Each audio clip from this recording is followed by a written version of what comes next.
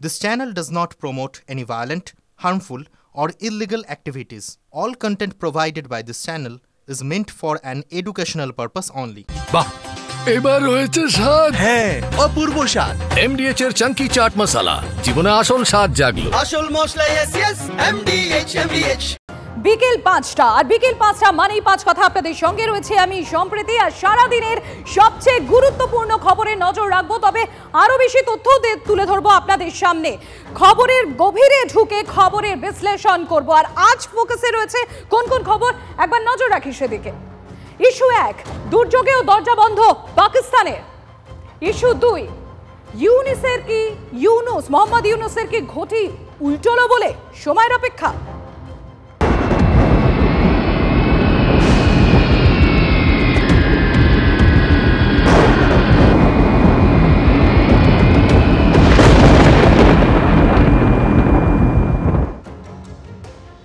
গতকাল ৫ কথায় আপনাদের দেখিয়েছিলাম কিভাবে শিলপুরে শ্রীনগরগামী বিমানের নাক মানে নোজ ফুটো হয়ে গিয়েছিল, কিভাবে পাইলটের কৃতিত্বে মৃত্যুমুখ থেকে ফিরে আসেন যাত্রীরা। আজ যে আপডেট এসেছে তা শিউরে ওঠার মতো। আরো একবার অমানবিক পাকিস্তানের পর্দা ফাঁস। প্রাকৃতিক দুর্যোগে পড়া ভারতীয় অসামরিক বিমানের জন্য আকাশসীমা খুলল না পাকিস্তান। হ্যাঁ, একদম ঠিক শুনেছেন, প্রাকৃতিক দুর্যোগে পড়া ভারতীয় অসামরিক বিমানের জন্যও আকাশসীমা খুলল না পাকিস্তান, চেয়েও মিলল না অনুমতি। পাকিস্তান কত বড় শয়তান, বিবৃতি দিয়ে সেটাই তুলে ধরেছে DGCA, director general of civil aviation. এবার আরো বিস্তারিত বলবো।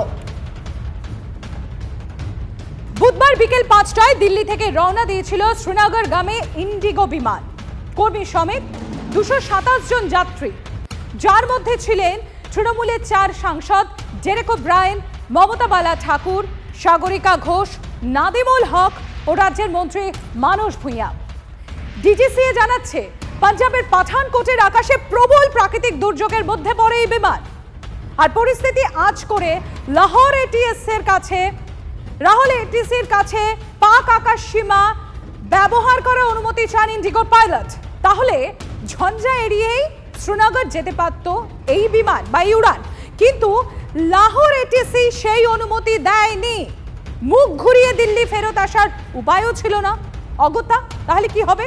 ঝঞ্ঝার মধ্যেই ঢুকতে হয় এই বিমানটিকে। আকাশে মহা বিপদ। ডিজিসিএ জানাচ্ছে, প্রায় কন্ট্রোলের বাইরে বেরিয়ে গিয়েছিল সেই বিমান। বেশিরভাগ সুরক্ষা সিস্টেমই তখন কাজ করছিল না। বিমানের গতি দ্রুত কম বেশি হচ্ছিল।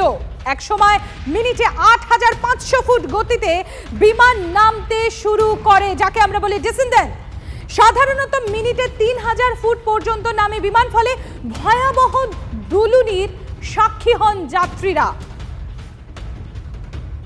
এয়ারক্রাফটটা টোটালি কন্ট্রোলের বাইরে যাকে বলা যায় তাই, কারণ এখানে অটো পাইলট থাকবে না, স্পিড কন্ট্রোল হবে না। স্টল ওয়ার্নিং পর্যন্ত চলে এসেছিল। স্টল ওয়ার্নিংটা কি? বিমান পড়ে যাওয়ার আগের মুহূর্তে যে সংকেত, সেটা কি স্টল ওয়ার্নিং বলে। পাথরকে যদি আমি আকাশ থেকে ফেলে দিই, সেটা যখন পড়ে পৃথিবীর দিকে, সেটাকেই মেনলি স্টল বলে। তো এয়ারক্রাফট যা অবস্থা হয়েছিল, স্টল ওয়ার্নিং চলে এসেছিল, মানে স্টল হওয়ার আগের মুহূর্তে, মানে এয়ারক্রাফটটা যে কোনো মুহূর্তে পড়ে যেতে পারত। इतना टर्बुलेंस हुआ कि हमें लगा कि हमारी आखिरी फ्लाइट थी। सब लोग जो थे सभी डर रहे थे, सबको भी लगा था कि अब ये क्रैश ही हो जाएगा। इतना ज्यादा ट्रॉमेटिक एक्सपीरियंस हुआ। তাহলে কিভাবে তখন বিমানটা চলছিল, মানে উড়ানটা উঠছিল? কারণ অটো পাইলট মোড তো তখন কাজই করছিল না। আর ম্যানুয়ালি বিমানকে শ্রীনগরের পথে নিয়ে যান ২ পাইলট ও যাত্রীরা। নেমে দেখেন শিলপুরে বিমানের নাক, মানে যেটা বলছিলাম নোজ, সেটা ফুটো হয়ে গিয়েছে। নাক অর্থাৎ রেডার বা রেডার ডোম, এর মধ্যেই থাকে বিমানের রেডার। পাইলটদের তৎপরতা এই যাত্রায় তো রক্ষা। মৃত্যুমুখ থেকে ফিরে আসেন বিমানের ২২৭ যাত্রী। ম্যানুয়াল কন্ট্রোল ছাড়া কিচ্ছু ছিল না, এবং ২ জন পাইলটকে আমি তারা নমস্য ব্যক্তি, ওই পরিস্থিতিতে নিয়ে এয়ারক্রাফটটাকে ল্যান্ড করিয়েছে। We are very thankful to pilot जिसने कि सेव कराया लैंडली हमें श्रीनगर। আর আপনারা জানেন, পেহেলগাঁও গণহত্যার পরে ভারত ও পাকিস্তান যে যার আকাশসীমা প্রতিবেশী বিমানের জন্য বন্ধ করে দেয়। জারি হয় নোটেম। তবে ব্যতিক্রমী পরিস্থিতিতে ব্যতিক্রমী ভূমিকায় আশা করা যায়, বিশেষ করে এরকম ঘোরতর দুর্যোগের সময়। যেমন 2010 সালে বন্যায় $25 মিলিয়ন অর্থ সাহায্য করে নয়াদিল্লি। 2022-এর বন্যাতেও অর্থ সাহায্যের প্রস্তাব দিয়েছিল নয়াদিল্লি। পাকিস্তানের মানসিকতা এতটাই নিচু, নিকৃষ্ট, কৃতজ্ঞতা পর্যন্ত ফেরাতে জানে না। বিমানের বিপদে পড়া আরো একবার সেটাই দেখিয়ে দিয়ে গেল। রিপোর্ট পড়ি আমার গায়ে কাটা দিয়ে উঠছে, এ তো কিছু বলার নেই, কেন ওই পরিস্থিতিতে কত মাথা ঠান্ডা রেখে তারা কাজগুলো করেছে সেটাই মানে চিন্তার বাইরে।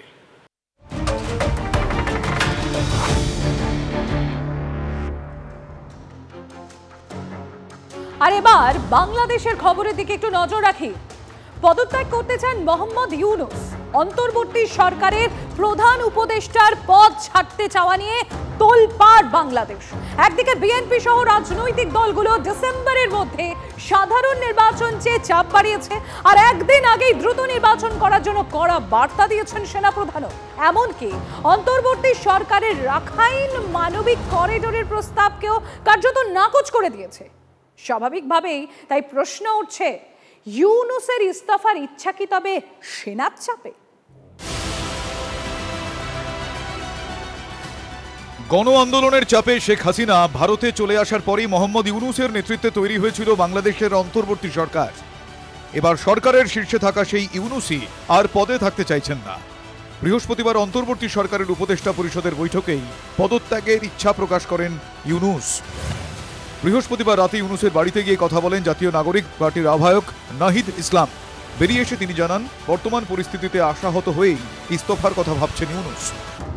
আমরা একবার নজর রাখবো পূর্ণাম সাউ। দেখুন, ফিরে আসছেন তিনি।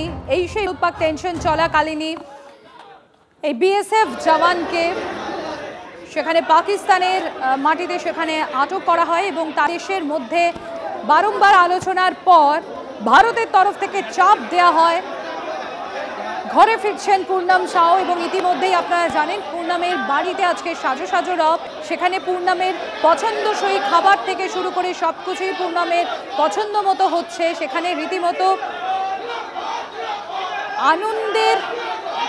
আনন্দের জোয়ার বইছে এই পূর্ণামের বাড়িতে। বাংলায় পৌঁছলেন পূর্ণাম সাউ। দেখতে পাচ্ছেন পূর্ণাম সাউ বাংলায় পৌঁছলেন। দীক্ষা রয়েছেন আমাদের সঙ্গে। দীক্ষা, অবশেষে অপেক্ষার অবসান বলা যেতে পারে, ঘরের ছেলে ঘরে ফিরল। একেবারেই দেখো পূর্ণাম সাউ যাকে গত 23 তারিখে পাকিস্তানে বন্দী করে নিয়ে রাখা হয়, পাকিস্তানে বন্দী করে নিয়ে রাখা পরে এবং কি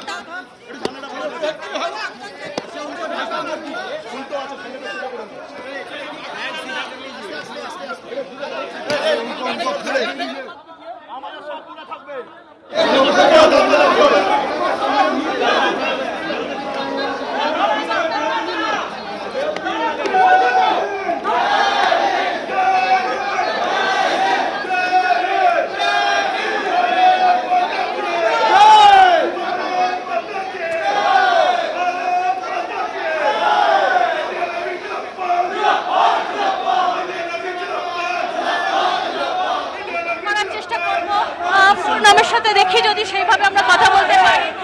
যদিও পূর্ণামকে ঘিরে ধরে তার পরিবার রয়েছে হাওড়া স্টেশনে, সেই জায়গা দিয়ে আমরা দেখতে পাচ্ছি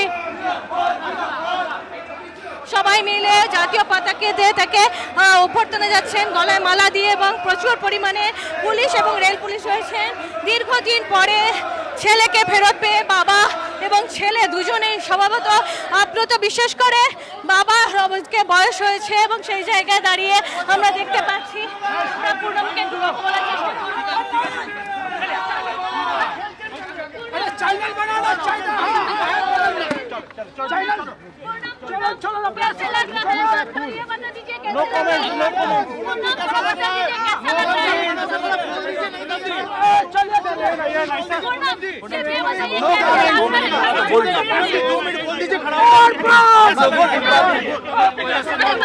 वापस वहाँ आ गया।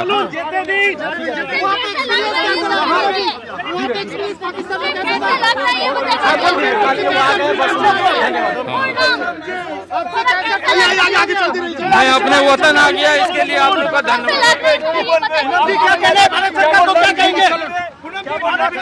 দেখো তাকে নিয়ে যে উন্মাদনা এখন স্টেশন থেকে বের করার চেষ্টা করা হচ্ছে।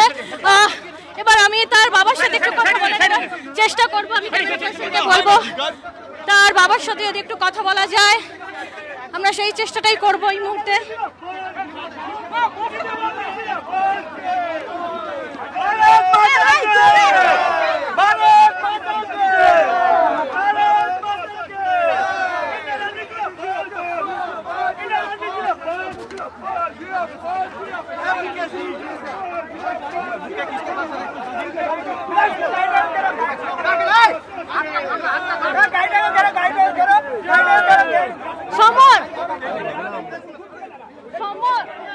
দেখছেন সেই ছবি আপনারা সরাসরি হাওড়া স্টেশন থেকে। ঘরের ছেলে ঘরে ফিরলো, বাংলায় ফিরলেন বিএসএফ জওয়ান পূর্ণম সাউ। পাকিস্তান আটকে রেখেছিল পূর্ণমকে, আপনারা জানেন, এবং ভারতের তরফ থেকে বারংবার চাপ সৃষ্টি করা হয় পাকিস্তানের উপর। দুই দেশের মধ্যে বৈঠকও হয় এবং তারপর অবশেষে ঘরে ফিরলেন বিএসএফ জওয়ান পূর্ণম সাউ। পাকিস্তান আটকে রেখেছিল এই পূর্ণমকে এবং সেই পূর্ণম ঘরে ফিরলেন আজ। নয়াদিল্লির ভয়ে পূর্ণমকে রীতিমতো ছাড়তে বাধ্য হয় পাকিস্তান। অবশেষে হাওড়ায় নামলেন পূর্ণম সাউ এবং পূর্ণম যে আজকে বাড়ি ফিরছে সেই নিয়ে রীতিমতো সাজো সাজো রব ছিল পূর্ণমের বাড়িতে। পূর্ণমের পছন্দ মতো খাবার দাবার রান্না সহ একাধিক সেখানে তোড়জোড় আমরা দেখেছি সকাল থেকে। সেই সমস্ত ডিটেলস খুঁটিনাটি আপনাদের সামনেও আমরা তুলে ধরছিলাম প্রতি মুহূর্তে। এখন দেখছেন সেই হাওড়া স্টেশনে সেই নামার মুহূর্ত পূর্ণম সাউয়ের। TV9 বাংলা এক্সক্লুসিভ দেখছেন সেই ছবি। ঘরের ছেলে ঘরে ফিরলো, ঘরে ফিরলেন পূর্ণম, ঘরে ফিরলেন পূর্ণম। পূর্ণমের ঘরে ফেরা, ঘরের ছেলে ফিরল ঘরে, বাংলায় ফিরলেন পূর্ণম সাউ। আর ইতিমধ্যে পূর্ণমকে ঘিরে তার পরিবার, তাদের জয়োচ্ছ্বাস দেখতে পাচ্ছেন আপনারা। সেই ছবিও তুলে ধরছি আপনাদের সামনে। ঠিক ট্রেন থেকে যখন তিনি নামছেন সেই মুহূর্তের ছবি দেখুন, তুলে ধরছি আপনাদের সামনে হাওড়া স্টেশনে। হাওড়া স্টেশন থেকে সরাসরি সেই ছবি আপনাদের সামনে আমরা তুলে ধরছি। এবং আজকে সকাল থেকেই দেখেছি পূর্ণমের বাড়িতে কেমন সাজো সাজো রব। পূর্ণমের বাড়ি ফেরাকে কেন্দ্র করে তার পছন্দের খাবার থেকে শুরু করে সব কিছু আয়োজন সারা। অবশেষে ঘরের ছেলে ফিরল ঘরে। দীক্ষা রয়েছে আমাদের সঙ্গে। দীক্ষা, কি চলছে ওখানে? দেখো এই মুহূর্তে পূর্বা এসে এখানে দাঁড়িয়েছে হাওড়া স্টেশনে। পূর্বা B6 তিনি যে কম্পার্টমেন্টে ছিলেন, B6 কম্পার্টমেন্টে তিনি ছিলেন এবং স্বভাবতই তিনি যখন এসে পৌঁছান তিনি ভেতরেই ছিলেন এবং তার বাবা আসার পরে তারপরে তাকে বাইরে বের করে আনা হয়। স্বভাবতই ভাবে সেইভাবেই যে সেই আবেগঘন, আমরা সেই আবেগঘন মুহূর্ত দেখছি। দীক্ষা, আমি আসছি তোমার কাছে। দেখুন পূর্ণম সাউয়ের বাবা ছেলেকে ফিরে জড়িয়ে ধরেছেন। দেখুন সেই ছবি দেখতে পাচ্ছেন, আবেগঘন মুহূর্ত পিতা পুত্রের মধ্যে দেখতে পাচ্ছেন সেই ছবি। দীক্ষার কাছে আবারও চলে যাবো। দীক্ষা, একদমই দেখো সেই ছবি দেখতে পাচ্ছ যে হাওড়া স্টেশন থেকে বেরিয়ে আসছে আস্তে আস্তে পূর্ণম সাউ, তার সঙ্গে তার বাবা রয়েছে এবং পুলিশের লোকজন, আরপিএফের লোকজন সকলেই রয়েছেন। তাকে নিয়ে গিয়ে এখন তাদের যে বাড়ি থেকে গাড়ি আসছে সেই গাড়িতে করে তাকে বাড়ি ফেরত নিয়ে যাওয়া হবে। সঙ্গে রয়েছে তিনি রয়েছেন এবং আমরা একটাই ধ্বনি দেখতে পাচ্ছি, ভারতের জাতীয় পতাকা এবং ভারতের মাতা কি জয়। সেই ধ্বনি অর্থাৎ পূর্ণম সাউ, যিনি কিনা পাকিস্তানের হাতে বন্দী হয়েছিলেন গত এপ্রিল মাসের 23 তারিখ থেকে এবং 15 তারিখে তিনি কোনো মতে দুপক্ষ দেশের মধ্যে পারস্পরিক আলোচনা, অনেক সমঝোতার পরে, অনেক কথাবার্তা, কূটনৈতিক আলোচনার পরে তাকে ছেড়ে দেওয়া হয় এবং তারপরে তাকে সেখান থেকে নিয়ে এসে যে তাকে সাধারণত যেটা করা হয়ে থাকে, তারা যেহেতু পাকিস্তানের হাতে বন্দী থাকার পর তার তিনি কোনো কথা বলেছেন কিনা, একটা প্রসেস থাকে যে কোনো তিনি কথা মুখ খুলেছেন কিনা, কোনো কথা বলেছেন কিনা বা এখানকার ইন্টারনাল কোনো তথ্য তিনি দিয়েছিলেন কিনা, এই সমস্ত পরীক্ষা হয়। তারপরে তাকে হসপিটালে চিকিৎসাধীন করাবার পরে তার পরিস্থিতি সমস্ত কিছু দেখাবার পরেই তাকে ছাড়ানো হয় এবং তারপরে তিনি আজকে পূর্বা B6 কম্পার্টমেন্টে করে এসে এই মুহূর্তে আমরা দেখতে পাচ্ছি হাওড়া স্টেশনে এসে পৌঁছেছেন এবং তার বাবা এসেছেন তাকে হাওড়া স্টেশন থেকে নিয়ে যাওয়ার জন্য এখান থেকে সরাসরি রিসরায় যে তার বাড়ি রয়েছে সেখানে তিনি যাবেন এবং সঙ্গে সঙ্গে আরো রয়্যাল পুরসভা চেয়ারপারসন তিনিও এসছেন এবং স্বভাবতই যে ঘরের ছেলে বাড়ি ফিরে এসছে। আমরা যে ছবিটা দেখলাম সব থেকে যে বাবাকে জড়িয়ে ধরে পূর্ণামের এবং বাবার হাউসের কান্না অর্থাৎ আপ্লুত যে ছেলেকে ফেরত পেয়েছেন। কারণ আমরা জানি যে অবস্থায় পরিস্থিতি তৈরি হয়েছিল সীমান্ত এলাকাগুলিতে, বিশেষ করে রাজস্থান, কাশ্মীর বা যে জায়গাগুলোতে যে সীমান্তে যে টেনশন শুরু হয়েছিল তাতে অনেকেই প্রাণ হারিয়েছেন। এবারে যতজন না প্রাণ হারিয়েছেন ওখানেও প্রাণ হারিয়েছেন, কিন্তু এপাশে যেহেতু তাকে একেবারে পাকিস্তান নিজেদের হাতে কবজা করে রেখেছিল, বন্দি করে রেখেছিল এবং তার চোখ বন্ধ করে রাখা হয়েছিল, এমনটাই যেহেতু আমরা জানি সেই জায়গায় দাঁড়িয়ে স্বভাবতই ভাবে আমাদের কাছে জানি যে পূর্ণম সাউকে নিয়ে এখন পূর্ণম সাউকে নিয়ে এখন ভারত মাতা কি জয় সেই করে এবং গাড়ি থেকে এগিয়ে নিয়ে যাওয়া হচ্ছে এবং তাকে গাড়িতে করে তিনি এবার বাবার সাথে বাড়ি যাবেন আমরা সেটাই জানি। এবং তিনি এই মুহূর্তে 14 নম্বর প্ল্যাটফর্মে যেটা তার গাড়ি এসেছিল সেখান থেকে গাড়ির দিকে রওনা হচ্ছেন তিনি। দীঘা আমরা সেই ছবি দেখছি, কিন্তু আরও একটা আবেগঘন মুহূর্ত এই মুহূর্তে আমরা TV9 বাংলার দর্শকদের জন্য আরও একবার তুলে ধরতে চাইব। যখন পূর্ণাম ট্রেন থেকে নিচে নামে সেই সময় তার বাবা তাকে জড়িয়ে ধরেন, সেই পিতা পুত্রের আবেগঘন মুহূর্ত একবার তুলে ধরবো আপনাদের সামনে। পূর্ণাম তার বাড়ি ফিরবে এবং বাড়ি ফেরার সময় তার জন্য রয়েছে বিশাল শোভাযাত্রা আয়োজন করা হয়েছে এবং ব্যান্ড পার্টি আনা হয়েছে, ব্যান্ড বাজনা করে তাকে নিয়ে যাওয়া হবে। এই হুটখোলা দ্বীপে সে বসে থাকবে বা দাঁড়িয়ে থাকবে এবং সঙ্গে শোভাযাত্রায় স্থানীয় মানুষরা পা মেলাবে। অর্থাৎ বিরাট আয়োজন এই পূর্ণামকে তার বাড়িতে ফেরার জন্য বা স্বাগত জানার জন্য ব্যবস্থা করা হয়েছে।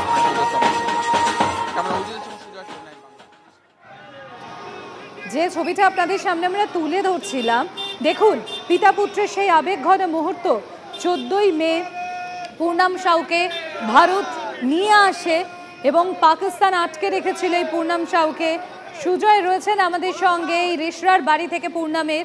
সুজয়, সকাল থেকেই রিসরার বাড়িতে একটা উৎসবের আমেজ আমরা দেখেছি, সাজো সাজো রব, সেখানে পূর্ণামের পছন্দের খাবার দাবার রান্না হচ্ছে। আর পূর্ণাম তো ইতিমধ্যেই তিনি নেমেও পড়েছেন হাওড়া স্টেশনে, শুধু কিছুক্ষণের অপেক্ষা, তার মধ্যেই তিনি এই রিসরার বাড়িতে পৌঁছবেন। কি বলছেন ওখানকে যারা রয়েছেন এই মুহূর্তে তারা? একেবারে আমি তোমাকে আয়োজনের ছবিটা দেখাই। সম্প্রতি যে 1 মাস পর ঘরের ছেলে ঘরে ফিরছে তাকে স্বাগত জানাতে দেখতে পাচ্ছ যে একটা হুটখোলা জিপের ব্যবস্থা করা হচ্ছে। আমার সহকর্মী অভিজিৎ ছবিটা দেখাচ্ছে যে যেখানে সামনে লেখা রয়েছে সুস্বাগতম বীর জওয়ান পূর্ণম কুমার সাউ, পূর্ণমের ছবি রয়েছে, সুসজ্জিত এই হুটখোলা জিপ সেই বন্দোবস্ত করা হয়েছে। এই হুটখোলা জিপে আসা আর কিছু সময়ের মধ্যে সেখানে পৌঁছাবে, তাকে স্বাগত জানাতে আর কি বন্দোবস্ত হয়েছে সেটাও একটু দর্শকদের আমরা তুলে ধরার চেষ্টা করব। দেখতে পাচ্ছ যে এখানে বাজনার আয়োজন করা হয়েছে। যখন যখন সে এসে পৌঁছাবে এই গাড়িতে উঠবে, তাকে গাড়িতে স্বাগত জানানোর পাশাপাশি এই শোভাযাত্রার মাধ্যমে তাকে নিয়ে যাওয়া হবে। যারা আয়োজন করেছে আমি তাদের সঙ্গে একটু কথা বলি, একটু কথা বলার চেষ্টা করব। কি আয়োজন, কি ব্যবস্থা করা হচ্ছে আর কিছু সময়ের মধ্যেই তো এসে পৌঁছচ্ছেন। হ্যাঁ, কি আয়োজন, কি ব্যবস্থা করেছেন? ব্যবস্থা সবার মনে খুশি আছে।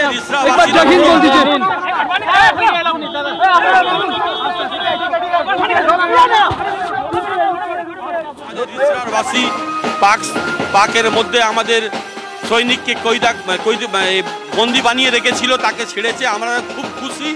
হ্যাঁ, আমাদের মুখ্যমন্ত্রী যে প্রয়াসটা করেছেন তার জন্য ধন্যবাদ। আমাদের কল্যাণদা যেভাবে কল্যাণ ব্যানার্জি আমাদের সাংসদ যেভাবে প্রয়াসটা করেছেন নিয়ে আসার জন্যে, আমাদের সেনাবাহিনীরা, আমাদের ডাক্তারবাবু, আমাদের চেয়ারম্যান সাহেব নিজে গেছেন হাবড়াতে ওনাকে নিয়ে আসার জন্যে। কিছুক্ষণের মধ্যে কিন্তু ওনারা চলে আসবেন। তারপরে এখান থেকে ব্যান্ড বাজা নিয়ে প্রত্যেকটা মোড়ে মোড়ে মায়েরা, বোনেরা, ওনার কাকিমারা সবাই কিন্তু দাঁড়িয়ে থাকবেন, ফুলের তোড়া নিয়ে দাঁড়িয়ে আছেন ফুল মালা দেওয়ার জন্য। সেরকমভাবে স্বাগত জানানো হবে। মিষ্টি মুখেরও আয়োজন নিশ্চয়ই একদম পুরো ওনার বাড়িতে পুরো একদম মিষ্টি মুখ করার জন্য সবার জন্য একটু রেখা আছে মিষ্টি করার জন্য, মিষ্টি রাখার। বাড়িতে দেখছিলাম তেরঙ্গা লাইটিং এর ব্যবস্থা করা হয়। লাস্ট সব সাজানো হয়েছে, পুরো ভালো করে সব সাজানো হয়েছে কিন্তু ওনাকে সাজানোর জন্য, এই করার জন্য, স্বাগত করার জন্য। আপনার নাম? আমার নাম মনোজ সাউ। অর্থাৎ একটা খুশির দিন, একটা আনন্দের দিন গোটা রিসরাবাসীর জন্য, যে কারণে তারা এই আনন্দকে রিসরাবাসীর মধ্যে ভাগ করে দিতে কোনো একেবারেই সুজয় সেই ছবিও আমরা দেখতে পাচ্ছি। একদম সে যে প্রস্তুত রিশরা এই পূর্ণামকে স্বাগত জানানোর জন্য। আর পূর্ণামও ইতিমধ্যেই বাড়ির পথে, দেখছেন সেই ছবি, ঘরে ফেললেন পূর্ণাম সাউ, দেখতে পাচ্ছেন সেই ছবি হাওড়া স্টেশনে যখন তিনি নামেন সেই সময়কার এক্সক্লুসিভ ছবি দেখছেন। এবং অপর দিকে দেখুন রিশরার ছবি, পূর্ণাম সাউয়ের যে রিশরার বাড়ি সেখানকার ছবি দেখুন। রীতিমতো ব্যান্ড নিয়ে তৈরি তার পরিবারের লোকজন এবং সে আবেগঘন মুহূর্তও আমরা দেখেছি। পূর্ণাম সাউয়ের বাবা ছেলেকে জড়িয়ে ধরেন, সেই পিতা পুত্রের আবেগঘন মুহূর্ত তুলে ধরেছি এক্সক্লুসিভ আপনাদের সামনে। है कि जिसके वजह से मैं भारत वापस आया, इसके वजह से और कुछ नहीं बोल सकते। प्रश्न पूछना चाहते हैं, हम लोग को पता है आप लोग कांग बात करके रखे थे उन लोग ने, तो बहुत कूटनीतिक बात होने के बाद आप वापस आए, आज घर जाएंगे, घर में सारे खुशी माहौल है, तो बहुत दिन बाद शायद आप आ रहे हैं। जब वहाँ पे थे घर का बात याद आ रहा था? याद आ रहा था। पापा मम्मी आपका वाइफ भी है, सारे चीज याद आते हैं। आप अभी खुश है? अभी खुश है, बहुत हैप्पी है। मैं अपने वतन आ गया, बहुत इससे बड़ा बात नहीं। आप लोगों का शुक्रिया। যদি এমডিএইচ কিচেন কিং কিচেনে থাকি তো আমরা যা ইচ্ছে তৈরি করতে পারি, বেগুনের ভর্তা, আলু কপি, ভিন্ডি মশলা, আরো অনেক কিছু। MDH